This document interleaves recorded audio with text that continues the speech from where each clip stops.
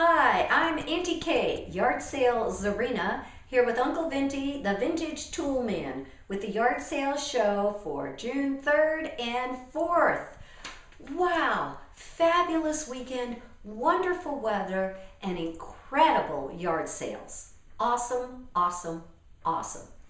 On Friday, I stopped at a yard sale in Zarina Park and found all kinds of really cool things. It was the first day of the sale, and they were only negotiating a little bit, but I picked up the items that I really wanted and that I knew would not be there Sunday. One of those was this really nice scale. It's brass, the bin is brass, and the scale gauge is brass. It does have a patent date, January 1877, but unfortunately it has been repaired, and the repair has covered over the maker's name. So we're going to have to do a little bit of research to figure out who actually made this neat old scale, but I love it. I paid $35 for that scale. Now the bin is a little crumbed up, but we'll fix that up. I also found this neat cast iron, it's really heavy, grill, or at least that's what we think it is. It has little handles. It looks like it was meant to slide onto something, so maybe this slid into an old stove or something. Anyway, I paid $5 for that. Someone has done some stenciling on it, and I just liked that. I thought it was really cool. This guy, oh. He's carved wood. I think he's newer. He's just an artsy, craftsy kind of a Santa, but if you've been paying attention, I collect Santas. So I bought him $15 for him. I absolutely love him. He's so cute. Anyway, all right, what else did I get at that sale? I got a couple of irons. One is this Enterprise number 55. This has a wooden handle that would clamp onto it. And I have the wooden handle, and I have several other sizes of these irons. So I'll put this with the set. I also found this little guy. When I was at that sale, there was a woman who was 85 years old. She told me that these little irons were used to press the collars on shirts. Now I saw online, someone said they didn't know if this could actually be used for pressing collars because it might heat up too much. So they thought maybe it was a salesman's sample or a toy. But on this iron, it really looks like it's had some use. So I believe this is used for pressing collars. This really, really neat pulley, antique wooden pulley, awesome. $12 for that. And now on all of this, she did knock off about $10. So I ended up coming out okay on those, I believe.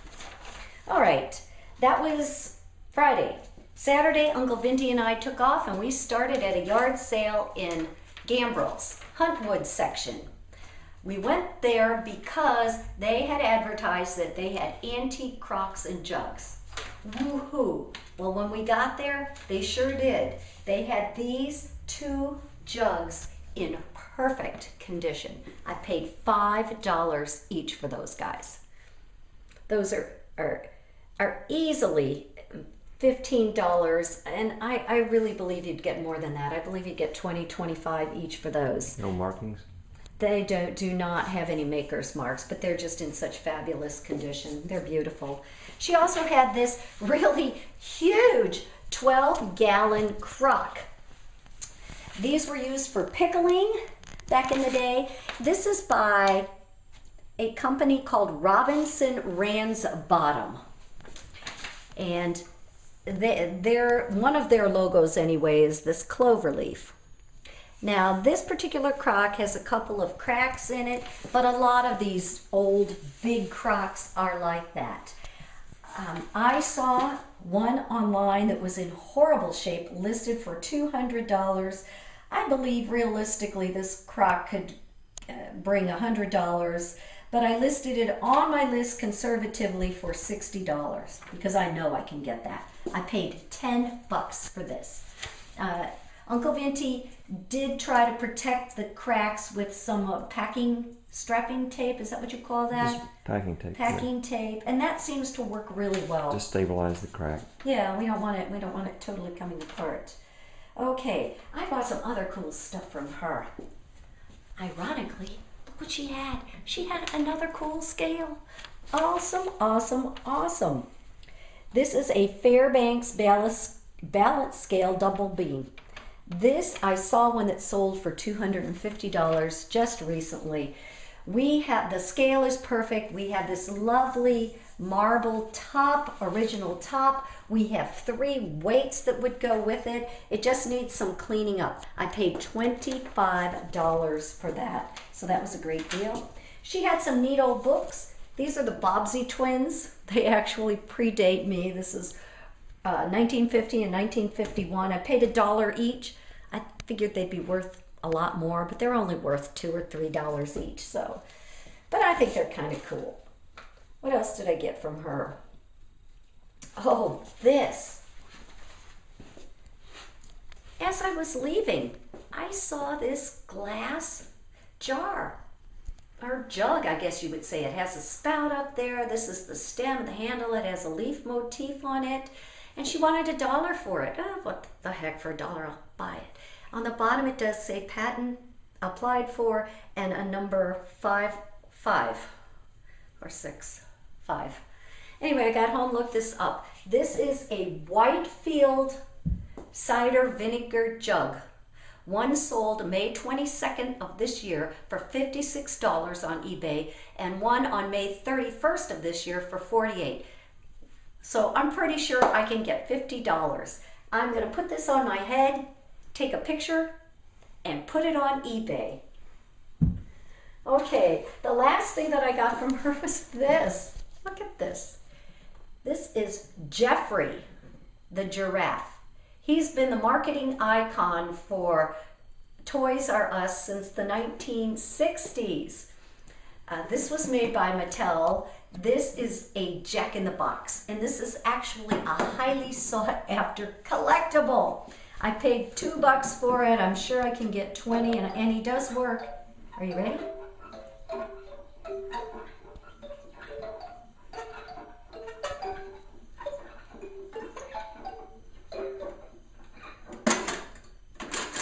Whoops, what happened? He got stuck. There he is.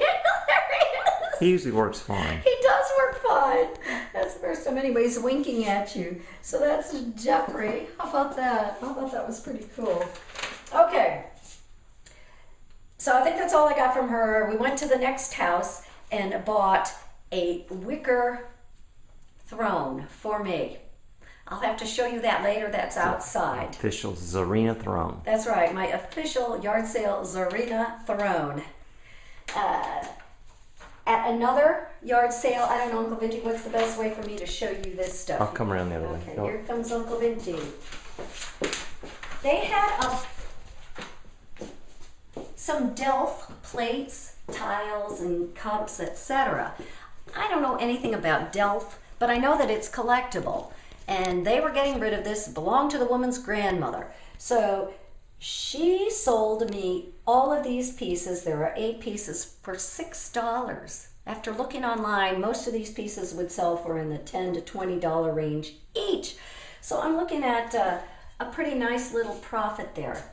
What I found was that these pieces that have the windmill on them, this is called Delft Blue, made in Holland, tend to be worth a little more. I think these are from the 30s. I think these are fairly old. So anyway, I have 2 of these smaller plates, and these are all decorative plates for hanging on the wall. One large one, I have a spoon rest that has a tulip on it, 2 mugs that say Heineken, so they would appeal to collectors of Delft as well as collectors of Heineken, and then 2 of these nice little tiles that also have the windmills on Just them. leave them on the table. Oh, sorry, Uncle Vintie, I'm messing it up. You can flip the other one up. Oh, there you go. Okay. Okay, so those are really neat. So $6. So conservatively for my 8 pieces, I know I have at least $50. I'm sure I probably have 80 to 160, but I put it in conservatively at $60. Then we went across the street and met a really nice man who was an original owner, and he sold us a bunch of stuff. He sold us these 3 antique wooden ironing boards. They're really cool. This one says, still has the paper label on it, or at least most of it. I looked it up. This would say Rigid, and we're not sure what the brand was. Something folding ironing table. I've got some of the pieces here, and I'm going to try to glue it together like a puzzle. But anyway, he charged us $5 each for these. I'm sure they're worth at least 20, maybe more than that. This one's really old. This one right here. Oh yeah, this one was really old. This one, I took off the cover, and it was a really old cover, so I'm going to keep that. But this one was so old that it didn't actually have a cover. Someone had taken an old tablecloth, wrapped it around here, and then put a sheet on top and nailed it. And you can see there's a lot of nail holes along the side. So apparently that's what they did before they invented ironing board covers. So anyway, we were really happy to get these. Also, at his house, he had this neat old copper fire extinguisher. It is filthy right now, but it will clean up and look fabulous. The company for that is S.F. Hayward and Company, New York, Pittsburgh, and Philadelphia. This is quite old, but it was certified up until what, 79? 1975 75. All right. was the last year on it. Was the last year that it was actually certified for use. But anyway, $1 for that is great. That's worth at least $100. So that was quite good. What else did I get for him? The copper. Okay, the copper pot. Yeah. 5, 10, 15, 16. We only had a 20. He didn't have any ones. So we're trying to add it up to 20. So I got this copper pot from him for a couple dollars. It's by Copper Craft Guild in Totten, Massachusetts. I figured it'd be worth something, but I looked online. It's only worth about $5, but that's fine. We did quite well there. Okay. The jug. Oh, yeah, this galvanized, has to be some kind of milk jug or something. We aren't sure exactly what it was. At one point in time it had a lid. She was using it to display some dried flowers. Anyway, threw that in for free. So. Oh yeah, you threw this in for free. So that's our $20. This was our $20. A measuring stick for measuring your kids. Isn't that cute, a little bear? I'm 4 foot, see? Because he didn't have change for the 20. Yeah. Actually, he had some really neat old furniture that needs extensive work, but we're thinking about going back and buying that from him.